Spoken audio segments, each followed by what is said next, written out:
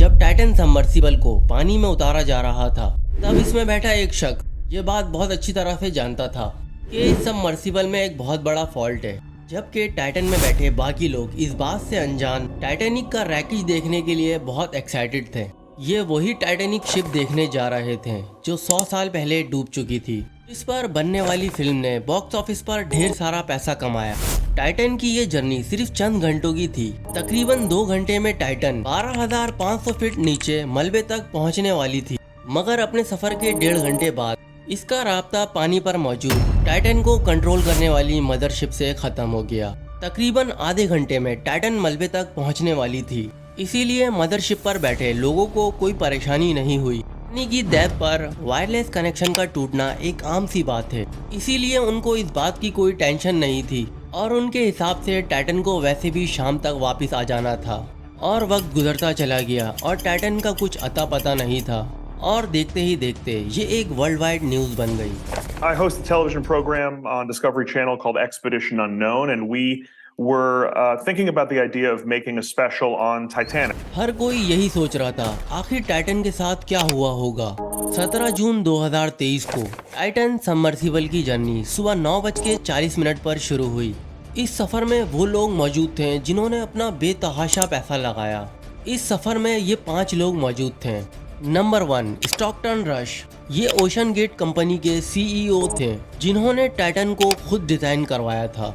दूसरे पैसेंजर का नाम था शहजादा दाऊद। ये एक पाकिस्तानी बिजनेसमैन थे, इनकी उम्र तकरीबन 48 साल थी। तीसरे पैसेंजर का नाम था सुलेमान।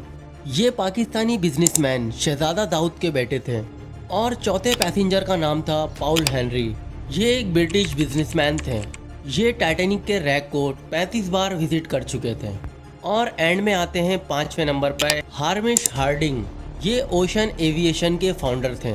ये जेफ बेजोस के साथ स्पेस पर भी सफर कर चुके थे और अब इनका इरादा था कि समंदर की गहराइयों में जाकर टाइटन के रैकेज को देखें। 2009 में स्टॉकटन रश ने ओशन गेट नाम की एक कंपनी बनाई जो लोगों को डीप ओशन के टूर करवाती थी। इस कंपनी ने जुलाई 2021 से ही टाइटैनिक की ऑफर शुरू कर दी थी।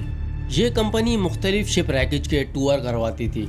इस कंपनी के पास टाइटन के अलावा मजीद और 2 सबमर्सिबल थी, एक एंटीपोर्ट और दूसरी साइक्लोप्स थी। एंटीपोर्ट 977 फीट की गहराई तक जा सकती थी, जबकि साइक्लोप्स 1640 फीट तक ही जा सकती थी।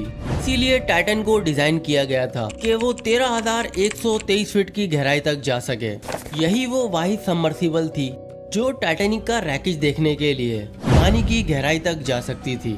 7,924 फीट के बाद पानी में इतने बड़े बड़े समंदरी जानवर पाए जाते हैं जिनको समंदर की गहराई में देखने के बाद ऐसा लगता है जैसे कोई खौफनाक एलियन सामने आ गए हो। समंदर में 3,800 फीट के बाद सूरज की रोशनी पड़ना बंद हो जाती है और एकदम गुप अंधेरा हो जाता है। और 12,000 फीट के बाद ओशन फ्लोर आता है जहाँ पर टाइटैनिक का रैकेज मौजूद है। इस जगह पर पानी का प्रेशर बहुत ज्यादा होता है। इस प्रेशर की मिसाल यूं दी जा सकती है कि आपके जिस्म के सिर्फ 1 इंच हिस्से पे 600 पाउंड का कोई वजनी सामान रख दिया गया हो। सोचें फिर पूरे जिस्म पर कितना वजन पड़ेगा। इसीलिए सबमर्सिबल को इस जगह पर भेजने के लिए बहुत सोच समझकर डिजाइन करना चाहिए था। चलें अब टाइटन के पूरे डिजाइन को समझते हैं। टाइटन एक छोटी सी सबमर्सिबल है जिसमें 5 लोगों की बैठने की जगह है। इसमें एक पायलट और 4 पैसेंजर मौजूद थे।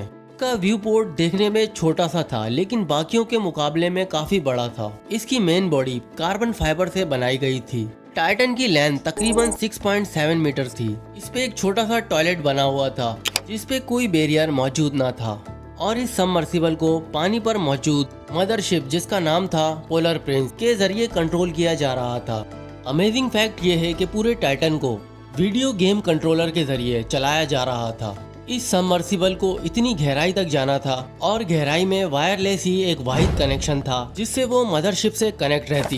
हर 15 मिनट बाद टाइटन एक सिग्नल भेजती। सिग्नल भेजने के लिए स्टारलिंक सैटेलाइट का इस्तेमाल किया जा रहा था।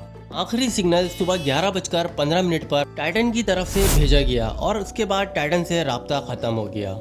लेकिन सबको यही उम्मीद थी कि 4:30 तक वापस आ जाएगी, क्योंकि टाइटन को कुछ इस तरह से बनाया गया था कि टाइटन का कंट्रोल अगर मदरशिप से खत्म हो जाता है तब टाइटन अंदर से टिल्ट होना शुरू हो जाएगी और ऊपर की तरफ बढ़ने लग जाएगी। इसीलिए मदरशिप को टाइटन से सिग्नल मिलने की कोई टेंशन नहीं थी। इन सब की बेफिक्री उस टाइम परेशानी में तब्दील हुई जब टाइटन अपना फिक्स वक्त गुजरने के बाद भी वापस न आई।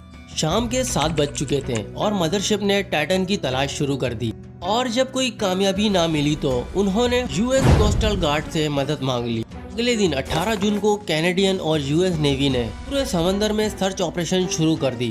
उन्होंने समंदर के ऊपर ही नहीं बल्कि सोनार स्कैनिंग के जरिए अंदर भी तलाश करना शुरू किया। सर्च ऑपरेशन के पहले 2 दिन तक कोई कामयाबी नहीं मिली, लेकिन ऑपरेशन के बिल्कुल 3 दिन बाद अंडर रेडार के जरिए समंदर के नीचे कुछ आवाजें सुनाई दी।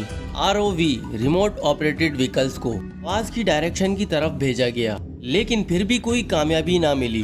3 दिन गुजर चुके थे और अब तक टाइटन के मिलने की कोई उम्मीद नजर नहीं आ रही थी। टाइटन में सिर्फ 4 दिन की ऑक्सीजन थी, यानी टाइटन अगर मिल भी जाती तो इनमें बैठे लोग शायद मर चुके होते। 22 जून को ROV को टाइटैनिक के रैकेज की तरफ भेजा गया। ROV जब टाइटैनिक के रैकेज के पास पहुंचा तो रैकेज की 1600 फीट की दूरी पर टाइटन की बॉडी का पिछला हिस्सा पड़ा हुआ दिखा। तो इस बात का सबूत था टाइटन किसी हादसे का शिकार हो चुकी है। ये खबर पूरी दुनिया में फैल चुकी थी और टाइटन के साथ होने वाले हादसे की वजह जानने की कोशिश की जा रही थी। और इसी दौरान स्टॉकटन रश का पुराना इंटरव्यू सामने आया, जो खुद भी इस इंसिडेंट में शामिल थे। इस इंटरव्यू में स्टॉकटन रश का कहना था कि वो जानते हैं कि उन्होंने टाइटन बनाते वक्त कुछ रूल्स तोड़े हैं, क्योंकि उन्होंने टाइटन को स्टील से नहीं बल्कि कार्बन फाइबर से बनाया था। उनका कहना था, मैंने अच्छी इंजीनियरिंग के लिए कुछ रूल्स को लॉजिकली तोड़ा है। असल में टाइटन की मेन बॉडी को कार्बन फाइबर से बनाया गया था। वैसे बाकी सबमर्सिबल में स्टील, टाइटेनियम या एल्युमिनियम का इस्तेमाल होता है। टाइटन का ये कार्बन फाइबर का डिजाइन एक एक्सपेरिमेंटल डिजाइन था। टाइटन की तबाही की असल वजह ये कार्बन फाइबर ही है।